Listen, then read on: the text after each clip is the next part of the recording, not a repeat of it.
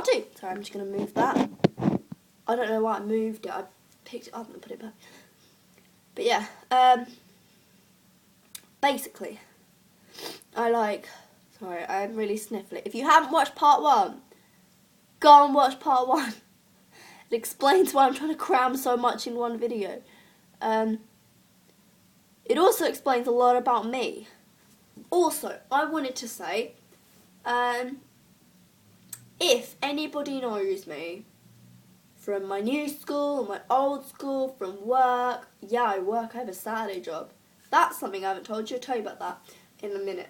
But yeah, for anyone who knows me that's watching this or another video, because I haven't said this since like maybe my second video or maybe my first, I can't remember.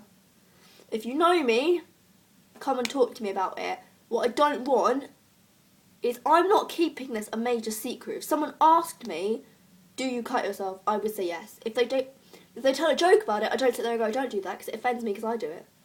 I don't advertise it, but I don't hide it. You know, I'm not one of them people who's going to be really secretive. I've had enough of being really secretive. So, it's not taboo for me anymore. It is hard for me to talk about it, because it's awkward, because people don't understand what I'm talking about. They don't understand, like, what it is. And that frustrates me, and I know some of my friends, it frustrates them because they don't know what to do. So if you know me, and you're finding this out for the first time, or you found this out for the first time, and you just happen to be watching this by some amazing coincidence, which would be really cool, talk to me. I'm not kidding. If you come up to me, shout at me, tell me you hate me and never want to see me again, I don't mind. Well, I mind. I'd rather you didn't. But I'll be more happy if you do that than if you never say anything to me and just know in silence, or bitch about me behind my back. You say, did you know about this? Did you know about this? So yeah, talk to me in some way or form. So yeah, right, my eating disorder.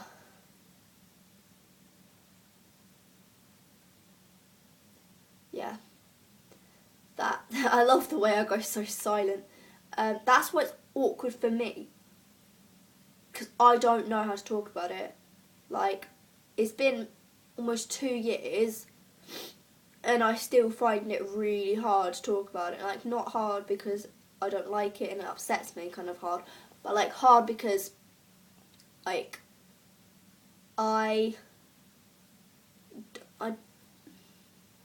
I'm not like, sorry I have an itchy ear, I'm not one of them people who can just openly go, yeah, this happens, eating disorder, self-harm and all that. I'm not one of those people who do that. When I hear that on like a TV programme, like The Big Bang Theory went on about someone having bulimia. They said this isn't the early stage of bulimia. No, it wasn't Big Bang. It was How I Met Your Mother. And it strikes me like a knife in my stomach.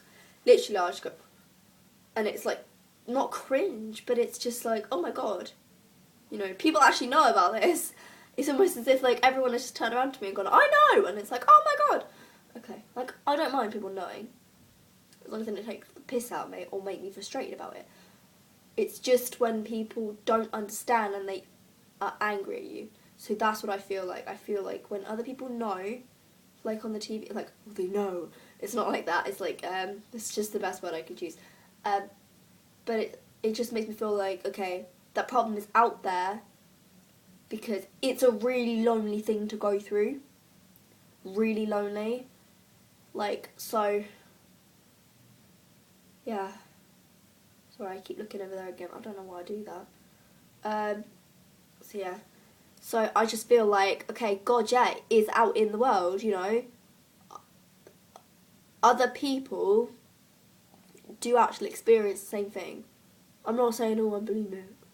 I'm saying, like, I'm not crying, by the way, I'm just sniffling. I don't know if I pointed this out in this one or part 1, I don't know. But yeah. I'm not saying like, oh yeah, I'm anorexic, oh yeah, I'm bulimic, oh yeah, I have this and that and this and that and this and that, whatever. I'm saying, like, there are actually people out there who are going through eating disorders. And to me, I don't think two eating disorders are ever the same. Something I believe very strongly is that two eating disorders are never the same. Just do. Because everybody goes about it in their own way and everybody thinks about it in the same way. And like someone who sits there and goes, why would you starve yourself? I mean, there's people in Africa doing that, blah, blah, blah, blah. Pisses me off when people say that. But if they end up having an eating disorder, they will do it they won't do it a different way. They'll go about it in a different way than someone else will. If you see what I mean. 'Cause that view in their head hasn't changed. It's just kind of shifted. So my eating disorder, like not my eating disorder, but if I'm the person who says that, I don't. But yeah, my eating disorder and my view that children in Africa are starving, so why would you do that, blah, blah, blah. It's not that neither one's there. It's just they switch. So that's in the front of your mind. And the Africa thing is in the back of your mind. And it replaces it. So you're going to go about it in a different way because it's still there. The thought's still there. So yeah. Yeah. That's me yabbering on for 6.5 minutes. I'm so sorry! Yeah. I've lost feeling in my feet because I'm kneeling. Ow. But yeah, I'm just gonna... yeah. So my eating disorder, it was going so well. Like, everything that was happening in my head. Not, like, I'm not saying that's a good thing, because I hate that. Because it means people think I'm fine, but I'm not. But yeah, what the hell is behind me? You can see that. Oh no, it's my screen. Oh, it's just this little black thing, and I thought it was like, I'm pointing to it, it's there. I thought it was there, but it's not. Oh, what the hell? But yeah, anyways, yeah, it was all in my head, and I was eating 3 meals a day with snacks. I was eating my bad foods. Bad foods. I was eating and not worrying too much about them. Just thinking, okay, maybe you shouldn't have done that. You know, it was more constructive criticism than it was, oh, I hate you, you shouldn't have done that, you should just die. Go die in a hole, kind of thing. Ooh, you ate ice cream, you complete badass. Badass. That's so British. Badass. But yeah. Yeah, so. Yeah. But I was just like, I don't know. I was just kind of getting to terms with it, you know? Like, getting to think, okay, this is actually how it's happening. It's becoming more of a pattern. I'm not binging, then starving, then binging, then starving, then starving, then starving, then binging, then binging, and starving, then yeah. It's a pattern. It was a pattern. It was 3 meals a day. It's going well. I'm eating when I'm hungry, because I'm a teenager, and that's what happens. You eat when you're hungry. Yeah, I'm eating when I'm hungry again. Woo! I'm not anymore. So yeah, I went to therapy, and because I missed eating when I was hungry, not when I was allowed, I said to her, I haven't eaten today.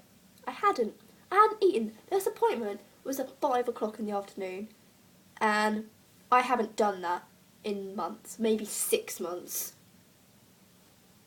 Just like, I'm not saying I haven't restricted in like 6 months. I'm saying I haven't flat out not eaten anything at all. Like, literally, I hadn't even had like, I had 0 calories.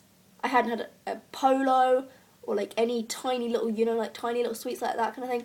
No gum, no drinks with any calories in. It was water. I had about 5 bottles of water in that entire day. I was cleansing.